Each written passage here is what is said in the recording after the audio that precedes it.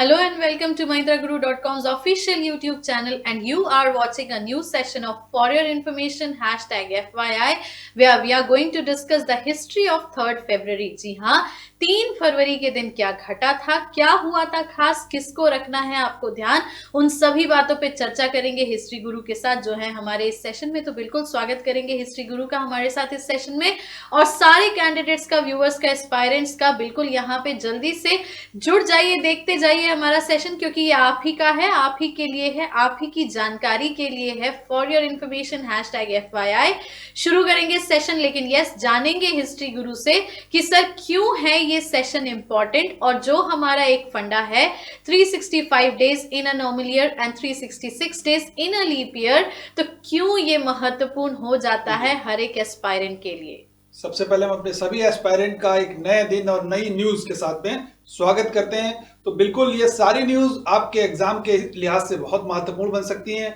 क्योंकि एग्जाम का सीजन यानी कि एग्जाम फीवर चल ही रहा है। बहुत सारे एग्जाम हो भी चुके हैं और अब न्यू सेशन का जो बात आएगी यानी 2017 जो मिशन 2017 है, उसके लिए हम भी तैयार हैं और आप भी तैयार हो जाइए, क्योंकि ये जो क्वेश्चंस आपके न्यूज के थ्रू हम लोग डिस्कस करते हैं, क्योंकि हर एक न्यूज में कहीं ना कहीं कुछ ना कुछ क्वेश्चन जरूर छिपे हुए हैं जो आपके एग्जाम में एज इट इज भी पूछे जा सकते हैं। और अगर एज इट इज नहीं आ रहे हैं तो उस पर्सनालिटी से या उस न्यूज से कहीं ना कहीं किसी न किसी फॉर्म में क्वेश्चन जरूर आएंगे। और साथ में ही हम जो 10 question per day with explanation discuss करते हैं, यानी कि FYI का जो क्वेश्चन बैंक आपका तैयार हो रहा है पर डे 10 क्वेश्चन, वो आपके लिए बेहद महत्वपूर्ण है। क्योंकि अभी रिसेंटली एग्जाम में देखा गया CHS में, NTPC में, कि यहां से हमारे इस प्रोग्राम से FYI से एज इट इज क्वेश्चंस भी देखने को मिले हैं। और जो हमने यहाँ पर ऑप्शंस डिस्कस किए थे, उन ऑप्शंस से आपको बहुत सारे क्वेश्चंस मिले। तो बिल्कुल हमारे साथ जुड़े रहिए और देखते रहिए कि क्वेश्चन आंसर सेशन और न्यूज सेशन आपके लिए बहुत महत्वपूर्ण बन सकता है।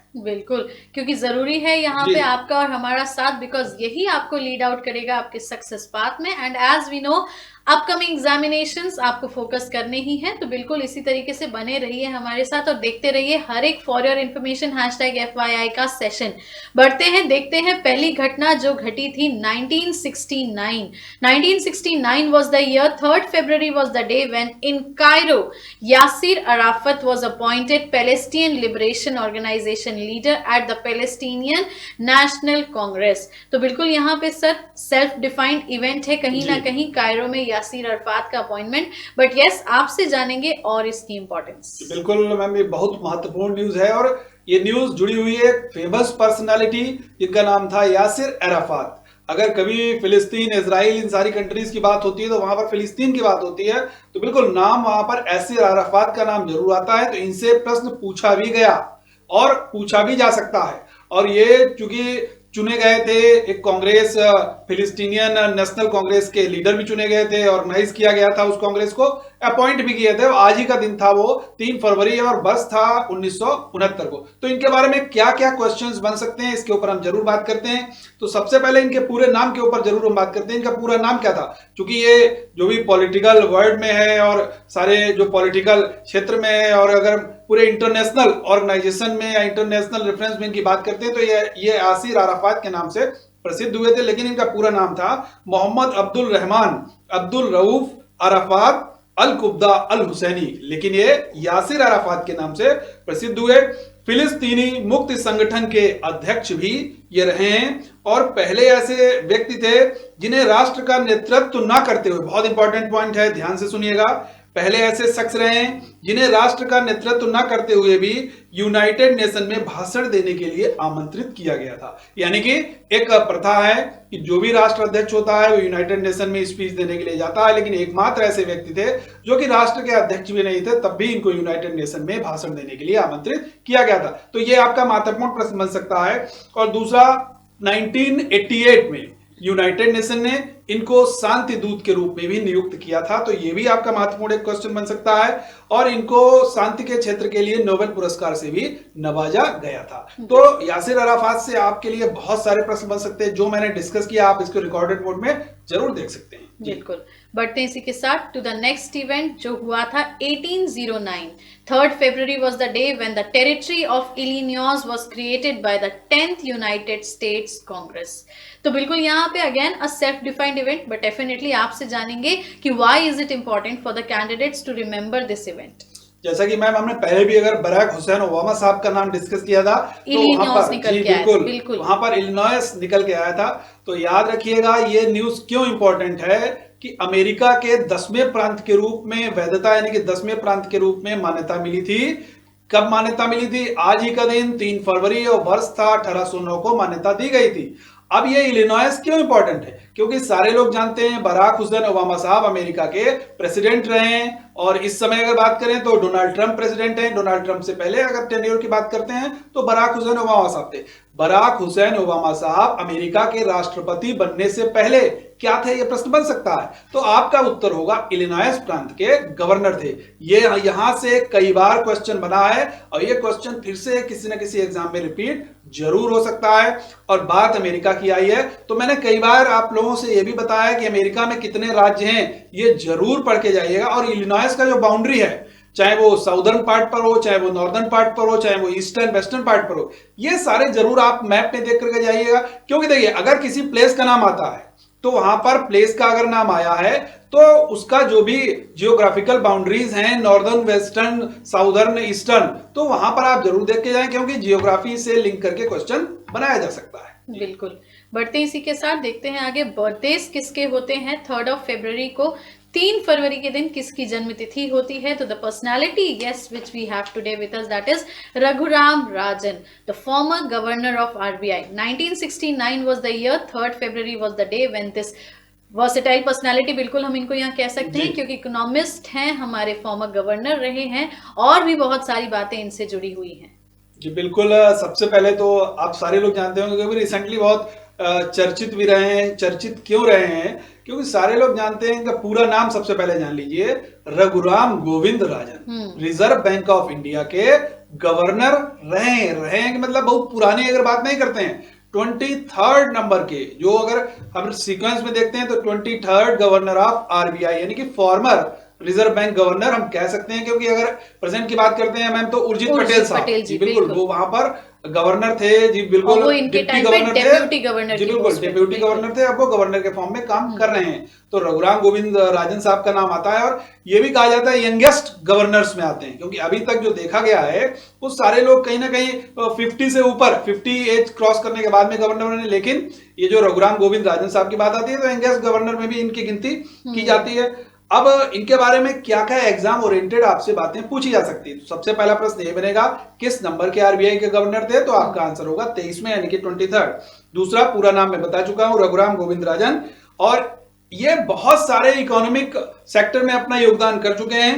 मनमोहन सिंह साहब जब प्रधानमंत्री थे, डॉक्टर मनमोहन सिंह जी जब प्रधानमंत्री थे तो उनके प्रमुख आर्थिक सलाहकार के रूप में भी इन्होंने काम किया। 2006 तक आईएमएफ इंटरनेशनल मॉनेटरी फंड अंतरराष्ट्रीय मुद्रा कोष, याद रखिएगा, आईएमएफ के प्रमुख अर्थशास्त्री भी ये रह चुके हैं। और वित्त मंत्रालय में, विश्व बैंक में, फेडरल रिजर्व बोर्ड में, याद रखिएगा वित्त मंत्रालय, चाहे फाइनेंस मिनिस्ट्री की बात की जाए, चाहे वर्ल्ड बैंक की बात की जाए और चाहे आपकी फेडरल रिजर्व बोर्ड की बात की जाए, वहां पर भी एडवाइजर के रूप में इन्होंने काम किया है यानी कि सलाहकार के रूप में काम किया है। और 2003 में, वर्ष 2003 में इनको पहला ब्लैक फिशर प्राइज, ये प्राइज प्राप्त हुआ था, याद रखिएगा ब्लैक फिशर प्राइज प्राप्त हुआ था। और सर्वश्रेष्ठ केंद्रीय बैंक गवर्नर, याद रखिएगा सर्वश्रेष्ठ केंद्रीय बैंक गवर्नर का भी इनको अवार्ड दिया गया था। जो अवार्ड दिया था यूरो मनी एक मैगजीन थी उसके द्वारा दिया गया था।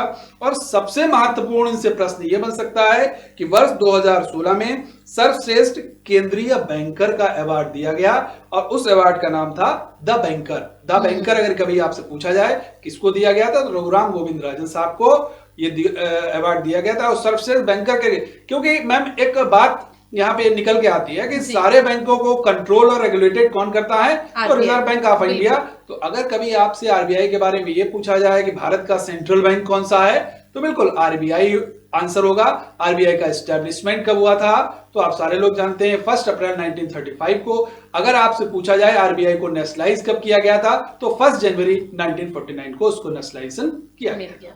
बिल्कुल, तो यहाँ रघुराम राजन जी के नाम से हम ये बिल्कुल कह सकते हैं कि कई सारे इकोनॉमिक रिफॉर्म्स इनके नाम पे है।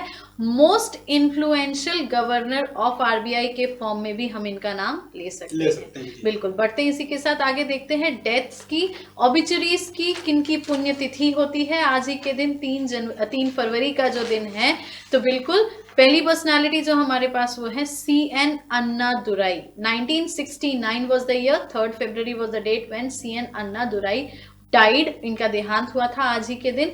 तो सर, क्या हम CN अन्नादुराई जी को एक पॉलिटिकल फिगर के रूप में ले सकते हैं? जी बिल्कुल मैम। अब यहाँ पे इनके नाम के आगे लगा है अन्नादुराई, तो सबसे पहले CN अन्नादुराई साहब का हम पूरा नाम तो बिल्कुल जानेंगे, क्योंकि अक्सर ये हम देखते हैं जब भी हमारे पास फेमस पर्सनालिटी के बारे में, चाहे वो हम बर्थडे वाले पोर्शन से लें, चाहे वो ऑब्चुरी वाले सेक्शन से लेते हैं, तो वहां पर कहीं ना कहीं कोई ना कोई पर्सन अपने निक नेम से या शॉर्ट नेम से जरूर जाना गया, लेकिन पूरा नाम अक्सर एग्जाम में पूछ लिया जाता है। जैसे अगर फिल्म स्टार्स की बात करें तो एक बार जानी वॉकर का नाम पूछा गया था, महमूद साहब का नाम पूछा गया था, तो फुल नेम हमें हमारे पास में जरूर होना चाहिए। तो चलिए इनकी बात करते हैं। कांजीवरम नटराजन अन्नादुरई, याद रखिएगा, कांजीवरम नटराजन अन्नादुरई इनका पूरा नाम था। अब यहाँ पे देखिए अन्नादुरई में क्या आपको समझ में आता है? अन्ना, अन्ना एक्चुअल में है क्या? तमिलनाडु में अन्ना को बिल्कुल आदरणीय बड़ा भाई कहा जाता है। अगर किसी को अन्ना संबोधन करते हैं तो वहां पर आदरणीय बड़े भाई की बात आती है। जी बिल्कुल। अब यहाँ पर समझेंगे, तमिलनाडु के एक लोकप्रिय नेता रहे हैं और अपने प्रदेश के, याद रखिएगा, तमिलनाडु यानी कि अपना प्रदेश के ये क्या रहे हैं? प्रथम गैर कांग्रेसी चीफ मिनिस्टर रहे हैं, क्योंकि कांग्रेस का ही चीफ मिनिस्टर वहां पर होता आया था, लेकिन CN अन्नादुरई साहब पहले गैर कांग्रेसी वहां पर चीफ मिनिस्टर थे। और DMK, सारे लोग जानते हैं DMK, जिसका फुल फॉर्म है द्रविड़ मुनेत्र कड़गम, इसके संस्थापक भी रहे। बहुत महत्वपूर्ण क्वेश्चन बन सकते हैं। DMK का संस्थापक कौन था? CN अन्नादुरई। पूरा नाम क्या था? सारे लोग अभी बताया, कांजीवरम नटराजन अन्नादुरई। और इनसे ये सारे क्वेश्चंस बन सकते हैं। तो बिल्कुल, अगर DMK सबसे महत्वपूर्ण प्रश्न है, बन सकता है ये भी पूछा जा सकता है किस राज्य से संबंधित है, तो आपका उत्तर क्या होगा? तमिलनाडु। बिल्कुल। नेक्स्ट पर्सनालिटी की अगर हम बात करें तो we have Allah Rakha Khan. 2000 was the year, 3rd February was the date when he died, देहांत हुआ था अल्लाह रखा खान जी का। तो बिल्कुल सर, कल्चरल फील्ड से जुड़ी हुई ये पर्सनालिटी थी। जी बिल्कुल। देखिए, अगर अल्लाह रखा खान साहब की बात करते हैं, सबसे पहले इनका पूरा नाम जरूर अल्लाह रखा के नाम से प्रसिद्ध हुए हैं, लेकिन अल्लाह रखा खान इनका पूरा नाम था। और इनके बारे में सारे लोग जानते हैं क्योंकि यहाँ पर म्यूजिकल इंस्ट्रूमेंट्स और पर्सनालिटीज एक क्वेश्चन जरूर बनता है, क्योंकि यहां पर मैं ये जरूर बताऊंगा कि अगर आपसे कभी ये पूछा जाए ये किस म्यूजिकल इंस्ट्रूमेंट से संबंधित थे, तो आपका उत्तर होगा तबला। याद रखिएगा, कहीं ना कहीं सर इनका नाम कुछ इस तरीके से लिया जाता था, उस्ताद अल्लाह रखा। बिल्कुल मैम। देखिए, यहाँ पर अगर कोई भी म्यूजिकल इंस्ट्रूमेंट की बात आएगी तो वहां पर अगर कोई प्लेयर है और उसका नाम काफी फेमस है, तो वहां पर उस्ताद की बात जरूर आएगी। मैम ने एकदम सही कहा, पूरा नाम था उस्ताद अल्लाह रखा खां कुरैशी। पूरा इनका नाम था उस्ताद अल्लाह रखा खां कुरैशी, इनका पूरा नाम था। एक तबला वादक के रूप में इन्होंने प्रसिद्धि पाई है। अब यहां पर बात इनकी आई है तो मैं म्यूजिकल इंस्ट्रूमेंट की बात जरूर करूंगा। सितार, वीणा, याद रखिएगा, सितार, वीणा, सरोद, ये कुछ ऐसे म्यूजिकल इंस्ट्रूमेंट्स हैं जहां से आपसे क्वेश्चन पूछे जा सकते हैं। कुछ फेमस पर्सनालिटी हैं। उस्ताद अमजद अली खान, याद रखिएगा, बहुत बार पूछा गया है। पंडित शिव कुमार शर्मा, बहुत बार पूछा गया है। बिस्मिल्लाह खां, बहुत बार पूछा गया। तो ऐसे म्यूजिकल इंस्ट्रूमेंट के बारे में क्वेश्चन जरूर तैयार करके जाएं। बिल्कुल। बढ़ते हैं आगे to the question answer session and let's look upon what are the questions for today's session. और आपके FYI क्वेश्चन बैंक के नए पन्ने में किस किस क्वेश्चन की आज होगी एंट्री, तो let's look upon to the first question for today's session. Abid Hussain committee is related to reforms in which industry? Abid Hussain समिति किस उद्योग के सुधार से संबंधित है? सिक इंडस्ट्रीज, जिसको हम रुग्ण उद्योगों भी कह सकते हैं, स्मॉल इंडस्ट्रीज या लघु उद्योग, बिग इंडस्ट्रीज वृहत उद्योग, या करंट इंडस्ट्रीज वर्तमान उद्योग। तो बात अगर हम करें यहाँ पे आबिद हुसैन समिति की या आबिद हुसैन कमिटी की, तो definitely answer could be option number B, small industries. ये बिल्कुल मैम एकदम सही उत्तर है। अगर आबिद हुसैन समिति की बात की जाएगी किस सुधार से संबंधित थी, तो आपका लघु उद्योग, कई बार इसको कुटीर उद्योग भी लिखा हुआ आता है, तो उसके लिए भी तैयार रहिएगा। हो सकता है स्मॉल को वहां पर कुटीर उद्योग भी लिख दिया जाए, तो स्मॉल इंडस्ट्री से संबंधित थी। अब आबिद हुसैन कमेटी के बारे में थोड़ा सा जान लेते हैं, क्योंकि वहां से भी क्वेश्चन आपका बन सकता है कि आबिद हुसैन एक इकोनॉमिस्ट थे, याद रखिएगा, सिविल सर्वेंट थे और एक डिप्लोमेट भी रहे थे। ये एम्बेसडर भी रहे हैं यूएस में, एम्बेसडर भी रहे हैं 1990 से लेकर के 1992 के लिए। अब आबिद हुसैन कमेटी ने क्या रिकमेंडेशन किया था, ये जानना बहुत जरूरी है। लघु उद्योगों के विकास की राह को तय करने के लिए आबिद हुसैन साहब की अध्यक्षता में एक समिति का गठन किया गया था और इसने 1997 में यानी कि 1997 में अपनी रिपोर्ट प्रेजेंट की थी, प्रस्तुत की थी। और समिति की मुख्य सिफारिश में क्या किया गया था, लघु उद्योगों में सेवा उद्योगों को भी शामिल किया गया था। तो कभी आपसे यह पूछा जाए लघु उद्योगों में सेवा उद्योगों को किस समिति की अनुशंसा पर शामिल किया गया था, तब भी आपके प्रश्न का उत्तर क्या होगा, आबिद हुसैन समिति। बिल्कुल। बढ़ते हैं to the next question. In the following which ore is maximum in Balaghat, Bhandara, Nagpur area? Balaghat, Bhandara, Nagpur में निम्नलिखित में से किस अयस्क की बहुलता है? आयरन, मैंगनीज, माइका या बॉक्साइट? तो अगर हम बात करें यहाँ पे तो आंसर मैंगनीज हो सकता है। बिल्कुल मैम, मैंगनीज यहाँ पर सही उत्तर है, यानी 20 का इस प्रश्न का सही उत्तर है। अब देखिए 3 रीजन की मैम यहाँ पर ज्वाइंट करके दिए हुए हैं। बालाघाट एक प्लेस का नाम है, भंडारा भी एक प्लेस का नाम है और नागपुर यहाँ पर। बिल्कुल सर, यहाँ अगर हम बात करें बालाघाट एमपी, जी बिल्कुल, भंडारा नागपुर महाराष्ट्र में, तो 2 प्लेसेस की यहाँ पर ज्वाइंट बात की गई है और ये पूछा गया है ये किस ओर के लिए यहाँ पर ज्यादा पाए जाते हैं, और तो बिल्कुल वहां पर प्रश्न का उत्तर क्या होगा, मैंगनीज। लेकिन जो अभ्रक यानी कि माइका दिया गया है वो भी बहुत महत्वपूर्ण है, इसलिए क्योंकि हमने अक्सर बात की है कोडरमा की, बिल्कुल हजारीबाग कोडरमा जो झारखंड वाला रीजन है वहां पर माइका की प्रचुरता पाई जाती है, तो यहाँ से भी आपका प्रश्न बन सकता है। बढ़ते इसी के साथ to the next question. Raja Sansi airport is located in which city? Raja Sansi हवाई अड्डा किस शहर में केंद्रित है? चेन्नई, अमृतसर, कैलकाटा या दिल्ली? तो बिल्कुल बात अगर हम करें तो उस पर्टिकुलर सिटी के एयरपोर्ट के ही नाम की बात करेंगे, तो कहीं ना कहीं सर अमृतसर इसका आंसर हो सकता है। जी बिल्कुल मैम, आपने एकदम सही उत्तर दिया है।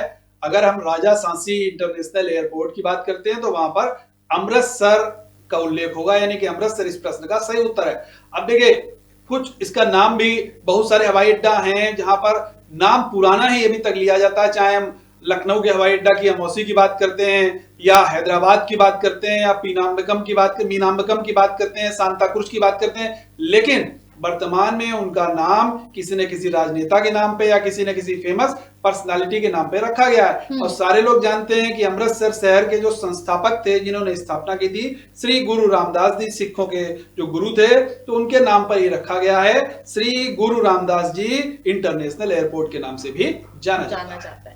बढ़ते इसी के साथ to the next question. Which vitamin are soluble in fat? कौन सा विटामिन वसा में विलय है? A B C D, A D E K, A सी ई के या ए बी ई के? तो बिल्कुल इसका आंसर तो अनडाउटेडली ऑप्शन नंबर बी होना चाहिए। बिल्कुल मैम, एकदम सही है ऑप्शन बी, क्योंकि यहाँ पर देखिए सोल्यूबल पार्ट की बात आती है, विलय, तो याद रखिएगा बी और सी यानी कि विटामिन बी और विटामिन सी ये वाटर में सोल्यूबल है, यानी कि पानी में घुलनशील है। लेकिन अगर फैट में यानी कि वसा में घुलनशील विटामिन की बात की जाएगी तो एडक, याद रखिए फॉर्मूला एडक, ए डी ई के, एडक किसमें है, वसा में, और बाकी 2 बचते हैं हमारे पास, तो किसमें हो जाएंगे, जल में घुलनशील विटामिन आते हैं। बिल्कुल। बढ़ते इसी के साथ to the next question. Yama, Niharika and Neerja were written by which writer? किस लेखक के द्वारा यमा, निहारिका और नीरजा लिखी गई थी? V S Naipaul, B M Kaul, Mahadevi Varma या नन ऑफ दीज? तो बिल्कुल सर, प्रीवियस सेशंस में हमने जब महादेवी वर्मा के बर्थडेज और डेथ सेक्शन में डिस्कशन किए थे तो वहां इनका कहीं ना कहीं एक हमें याद है कि इनकी लेखिकाओं की बात की गई थी कि इनके क्या लेख रहे हैं, इनकी रचनाएं क्या थी, तो उस हिसाब से option number C Mahadevi Varma इसका आंसर होना चाहिए। बिल्कुल मैम, आपने एकदम सही आंसर इसका बताया है, क्योंकि महादेवी वर्मा की अगर बात करते हैं तो महादेवी वर्मा एक बहुत प्रसिद्ध लेखिका रही हैं और बहुत सारी ये जो यहाँ पर तीनों जो रचनाएं दी गई हैं, चाहे वो यामा की बात करें, चाहे वो निहारिका की बात करें और चाहे वो नीरजा की बात करें, तीनों प्रसिद्ध रचनाएं हैं। अब देखिए एक प्रश्न में हमने आपके लिए 3 रचनाएं दे दी हैं, तो इस प्रश्न का सही उत्तर है महादेवी वर्मा। आपसे सिंगल भी पूछा जा सकता है कि यामा की रचयिता कौन थी, निहारिका की रचयिता कौन थी, नीरजा की रचयिता कौन थी, तो आपके प्रश्न का उत्तर क्या होगा? महादेवी वर्मा। लेकिन जो आपको ऑप्शन, इस प्रश्न का तो सी आंसर सही है, लेकिन अगर ए ऑप्शन की बात करते हैं तो सारे लोग समझ लें वीएस नायपाल। ये भी एक प्रसिद्ध पर्सनालिटी रहे हैं, बहुत सारी पुस्तकों की रचना इन्होंने भी की है, तो इनके बारे में जो फेमस किताबें हैं उनके बारे में जरूर पढ़ के जाएं, क्योंकि यहां से भी प्रश्न आपका आ सकता है। बिल्कुल। बढ़ते इसी के साथ to the next question. Indian agriculture research institute is located in which place? भारतीय कृषि अनुसंधान संस्थान कहाँ स्थित है? Options Kanpur, Lucknow, new Delhi, Karnal. तो बिल्कुल again an undoubted answer new Delhi. ये बिल्कुल मैम एकदम सही आपने आंसर किया। भारतीय कृषि अनुसंधान संस्थान, जिसको आईसीएआर के नाम से भी जाना जाता है, आईसीएचआर के नाम से भी जाना जाता है। देखिए पार्ट है आईसीएआर एग्रीकल्चरल रिसर्च, और वहीं पर आईसीएचआर हिस्टोरिकल रिसर्च भी आ जाता है, लेकिन यहां पर बात की गई है आईसीएआर एग्रीकल्चरल रिसर्च की, जिसकी स्थापना की गई थी 16 जुलाई 1929 को स्थापित किया गया था। और ये कहां पर सिचुएटेड है? नई दिल्ली में ये सिचुएटेड है। लेकिन बाकी ऑप्शंस भी आपके लिए बहुत इंपॉर्टेंट हैं कि अगर हम नेशनल शुगर इंस्टीट्यूट की बात करेंगे तो कानपुर में स्थित है, लखनऊ में NBRI national botanical research institute, ये बहुत महत्वपूर्ण है, लखनऊ में स्थित है। करनाल में अगर हम बात करेंगे NDDB national dairy development board, तो वहां पर करनाल का नाम आता है। बिल्कुल। अगले क्वेश्चन की अगर हम बात करें तो that is what is the field of Pulitzer prize? Pulitzer पुरस्कार किस क्षेत्र में संबंधित है? लिटरेचर, म्यूजिक, जर्नलिज्म या फिल्म? तो definitely answer would be option number C, journalism. ये बिल्कुल मैम बहुत महत्वपूर्ण पुरस्कार है और इंटरनेशनल लेवल पर दिया जाता है पुलित्जर अवार्ड। अगर आपसे पूछा जाए कि किस क्षेत्र से संबंधित है, तो आपका सीधा सा आंसर होगा जर्नलिज्म, यानी कि पत्रकारिता के क्षेत्र से संबंधित है। लेकिन बाकी ऑप्शंस के ऊपर हम जरूर गौर फरमाएंगे। अगर आपसे पूछा जाए साहित्य अवार्ड, तो आपका अगर नेशनल इंटरनेशनल दोनों की बात करते हैं, तो अगर इंटरनेशनल, जी बिल्कुल, इंटरनेशनल में बात करते हैं अगर लिटरेचर में, तो बिल्कुल सारे लोग जानते हैं man Booker prize and Booker prize, ये लिटरेचर फील्ड में दिए जाते हैं, इंटरनेशनल लेवल के हैं। अगर नेशनल लेवल की बात करते हैं तो बिल्कुल ज्ञानपीठ अवार्ड, सरस्वती सम्मान अवार्ड सारे लोग जानते हैं। तो ये कुछ महत्वपूर्ण अवार्ड नेशनल लेवल पर दिए जाते हैं। अब यहाँ पर म्यूजिक की बात करते हैं, संगीत के क्षेत्र में इंटरनेशनल लेवल पर ग्रैमी अवार्ड बहुत प्रसिद्ध अवार्ड है जो दिया जाता है। अगर हम यहाँ पर नेशनल लेवल पर बात करते हैं तो सिंगर्स के नाम से भी दिया जाता है, चाहे वो आपका लता मंगेशकर के जी के नाम पे दिया जाता हो, चाहे और किसी सिंगर के नाम पे, बहुत सारे सिंगर्स के नाम पे दिया जाता है म्यूजिक सेक्टर में। फिल्म में प्रसिद्ध अवार्ड है दादा साहब फाल्के अवार्ड, लेकिन अगर इंटरनेशनल लेवल की बात करते हैं तो ऑस्कर अवार्ड बहुत प्रसिद्ध है। बिल्कुल, अकेडमी अवार्ड भी जिसको कहते हैं। चलिए बढ़ते हैं इसी के साथ to the next question. Ekta Sthal is the crematorium of which famous person? Ekta Sthal किस प्रसिद्ध व्यक्ति का समाधि स्थल है? तो बिल्कुल यहाँ पे अगर हम बात करेंगे तो कहीं ना कहीं प्रीवियस क्वेश्चनर्स में हमने इसको मिलता जुलता कुछ क्वेश्चन लिया था। आज ऑप्शंस हमारे सामने है फिर से, सरदार वल्लभ भाई पटेल, ज्ञानी जैल सिंह, जगजीवन राम, डॉक्टर राजेंद्र प्रसाद।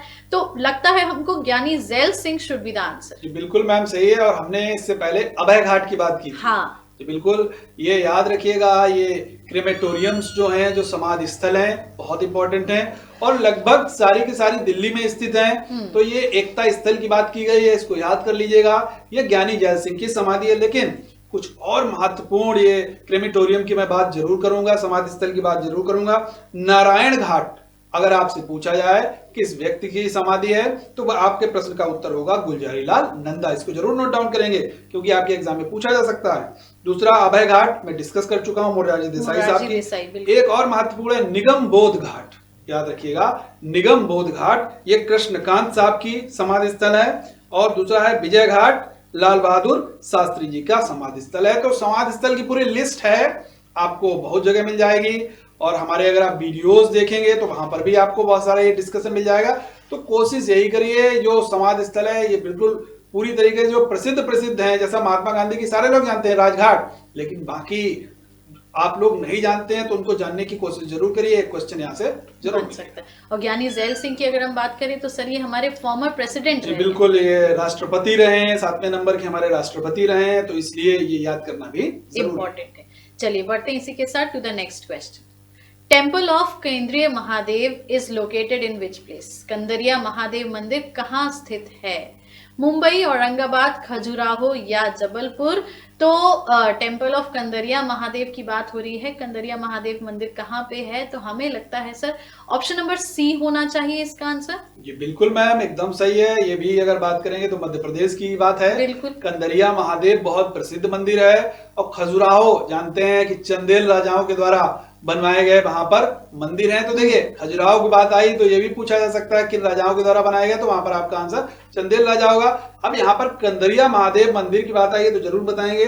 खजुराहो के मंदिरों में सबसे विशाल मंदिर है, सबसे पहले ये जान लीजिएगा, खजुराहो के मंदिरों में सबसे विशाल मंदिर है। और मूलतः अगर पूछा जाए किस देवता को समर्पित है तो आपका उत्तर होगा शिव देवता को समर्पित है। तो देखिए कोशिश यही करिए आप, होता क्या है कभी हम टेम्पल्स को याद करके गए, कहां पर स्थित है, किसने बनवाया है, ये याद करके गए, लेकिन वहां पर हमसे पूछ दिया गया कि यहाँ पर किस देवता का मूर्ति है या किस देवता को समर्पित किया गया है। तो देखिए प्रश्न घूम करके भी आ सकता है, तो सारे एस्पेक्ट्स के लिए आप तैयार रहिए।